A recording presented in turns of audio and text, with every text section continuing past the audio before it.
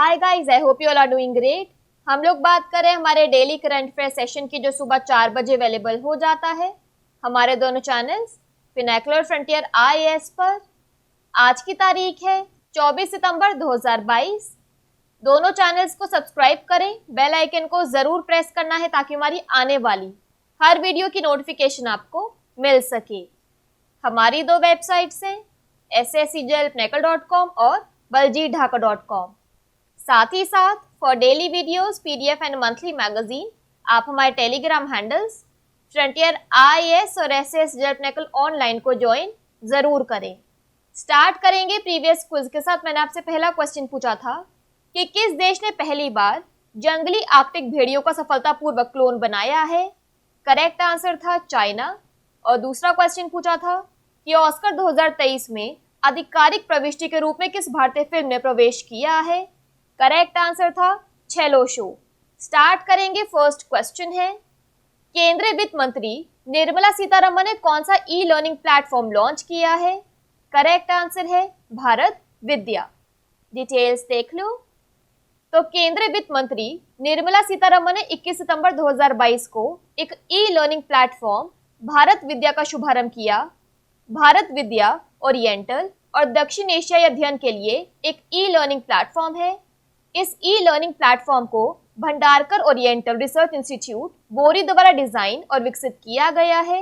यह कला, वास्तुकला, दर्शन, भाषा और विज्ञान से संबंधित इंडोलॉजी के विभिन्न पहलुओं को कवर करने वाले मुफ्त और सशुल्क पाठ्यक्रम यानी फ्री और पेड कोर्सेज प्रदान करने वाला अपनी तरह का पहला ऑनलाइन प्लेटफॉर्म है।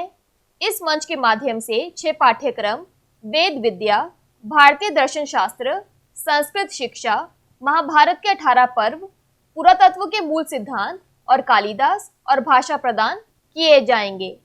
नेक्स्ट क्वेश्चन देखो।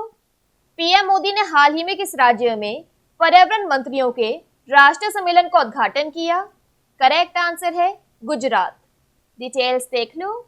तो 23 सितंबर को प्रधानमंत्री नरेंद्र मोदी ने वीडियो कॉन्फ्रेंसिंग के माध्यम से गुजरात के नर्मदा जिले के एकता नगर में पर्यावरण मंत्रियों के राष्ट्रीय सम्मेलन का उद्घाटन किया।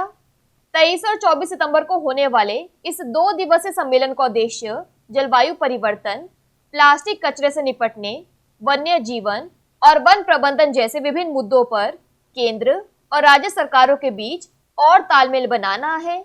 यह अवक्रमित भूमि की बहाली यानी डिग्रेडेड लैंड का रिस्टोरेशन और वन्यजीव संरक्षण पर विशेष जोर देने के साथ वन क्षेत्रों को बढ़ाने पर भी ध्यान केंद्रित करेगा। बात करें यहाँ पर गुजरात की, तो इसकी वर्ल्ड हेरिटेज साइट्स में आता है रानी की Vav, Champaner Pavagadh archaeological park. National parks में आता है Gir national park, blackbuck national park, marine national park. Gujarat की कैपिटल है गांधीनगर, गवर्नर है Acharya Devvrat, chief minister Bhupendra Patel. Next question देखो। सांकेतिक भाषा दिवस यानी साइन लैंग्वेज डे कब मनाया जाता है। इसका करेक्ट आंसर है 23 सितंबर। डिटेल्स देख लो। तो 23 सितंबर को सांकेतिक भाषा दिवस मनाया जाता है। बड़े पैमाने पर सांकेतिक भाषा दिवस समारोह का उद्देश्य आम जनता को भारतीय सांकेतिक भाषाओं के महत्व और सुनने में अक्षम व्यक्तियों के लिए सूचना और संचार सुलभता के बारे में जागरूक करना है। इस वर्ष के सांकेतिक भाषा दिवस 2022 का विषय है साइन लैंग्वेज यूनाइट अस। यहाँ पर एक्स्ट्रा इन्फॉर्मेशन की बात करें तो तंत्रिका संबंधी विकारों यानी न्यूरोलॉजिकल डिसऑर्डर्स के बारे में जागरूकता बढ़ाने के लिए प्रति वर्ष 21 सितंबर को विश्व अल्जाइमर दिवस मनाया जाता है। अल्जाइमर रोग मनोभ्रंश यानी डिमेंशिया का सबसे आम कारण है और व्यक्ति की याददाश्त, मानसिक क्षमता और साधारण कार्य को करने की क्षमता को प्रभावित करता है। नेक्स्ट क्वेश्चन देखो। भारतीय रिजर्व बैंक ने ग्लोबल फिनटेक फेस्ट 2022 में कौन सी डिजिटल भुगतान पहल शुरू की है। करेक्ट आंसर है उपरोक्त सभी, यानी एकीकृत भुगतान इंटरफेस पर RuPay credit card, UPI lite और भारत बिल पे सीमा पार बिल भुगतान। डिटेल्स देख लो। तो भारतीय रिजर्व बैंक के गवर्नर शक्तिकांत दास ने ग्लोबल फिनटेक फेस्ट 2022 में 3 प्रमुख डिजिटल भुगतान पहल की शुरुआत की।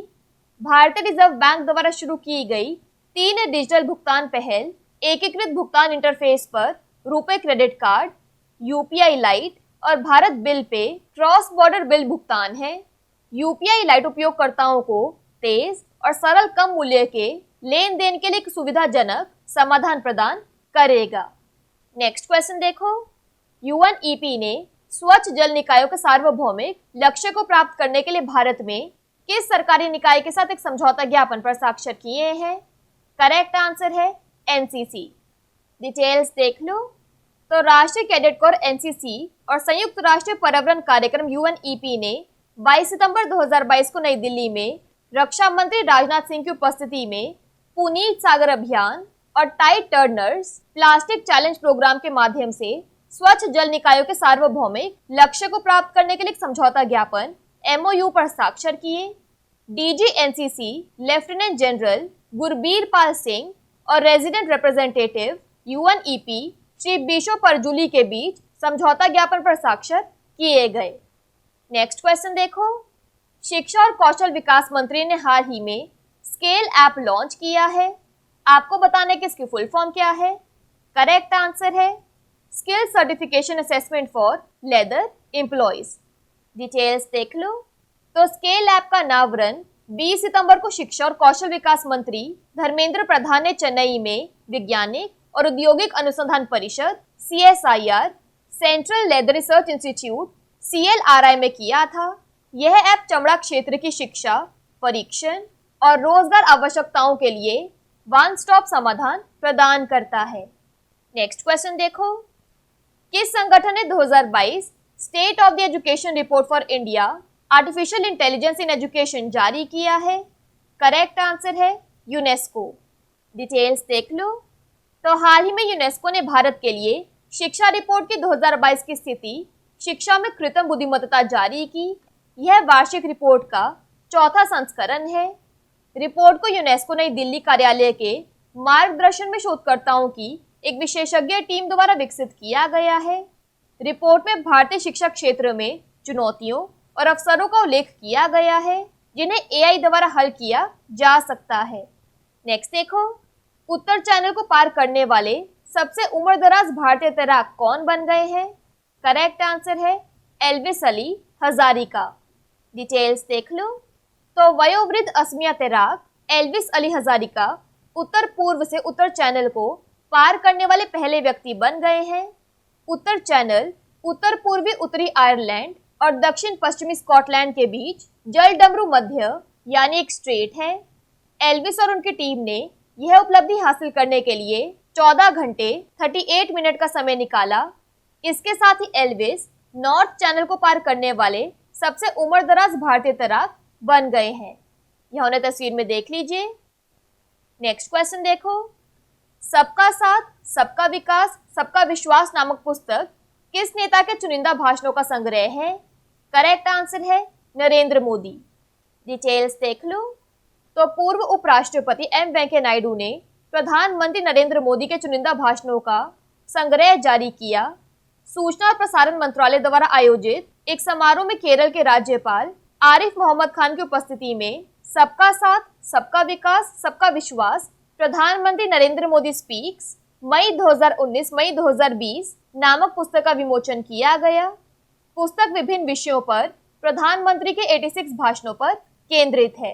यहाँ तस्वीर में देख लीजिए। लास्ट क्वेश्चन है आज के सेशन के लिए, हेमकोश किस भाषा का शब्दकोश है? करेक्ट आंसर है असमिया। डिटेल्स देख लो। तो असमिया मीडिया समूह सदिन प्रतिदिन के अध्यक्ष जयंत बरुआ ने असमिया शब्दकोश हेमकोश के ब्रेल संस्करण की प्रति 21 सितंबर 2022 को प्रधानमंत्री मोदी को भेंट की। हेमकोश 19वीं शताब्दी के शुरुआती असमिया शब्दकोशों में से एक है। असम के राज्यपाल जगदीश मुखी ने हाल ही में हेमकोश के ब्रेल संस्करण का विमोचन किया था। शब्दकोश यानी डिक्शनरी का प्रकाशन सदिन प्रतिदिन समूह ने किया है। हेमकोश का प्रकाशन सर्वप्रथम वर्ष 1919 में हेमचंद्र बरुआ ने किया था। ब्रेल पद्धति एक तरह की लिपि है जिसको विश्व भर में नेत्रहीनों को पढ़ने और लिखने में स्पर्श करके व्यवहार में लाया जाता है। इस पद्धति का आविष्कार वर्ष 1821 में एक नेत्रहीन फ्रांसीसी लेखक लुई ब्रेल ने किया था। क्विकली बात कर लेते हैं आज के सेशन की समरी की।